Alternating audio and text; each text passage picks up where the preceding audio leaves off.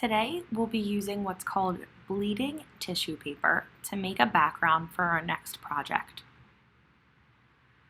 First, you need to gather your materials. You'll have a 9x9 piece of paper, some tissue paper squares, water, and a paintbrush. To get started, please write your name and homeroom code on the back of your paper and flip it over so we don't see your name anymore.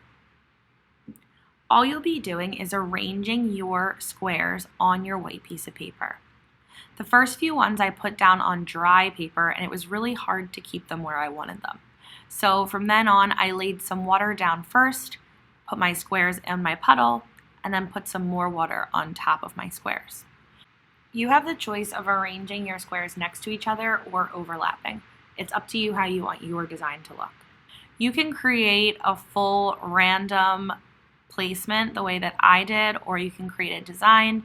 You can use all the colors the way I did, or you can use certain colors to create a palette. It is up to you how you want this background to look. Just take your time, have fun, and make sure there is water on top of every single piece of tissue paper that you put on your white square. You may also notice that I'm keeping the blacks and browns off to the side. If I were you, I would recommend not using the darker colors because it will make it really hard when we move on to our next step. You want to fill your page, so don't leave a lot of white spots behind, and please don't use too many dark colors of tissue paper. We will need to finish this today so that we can move on to the next part of this assignment next week.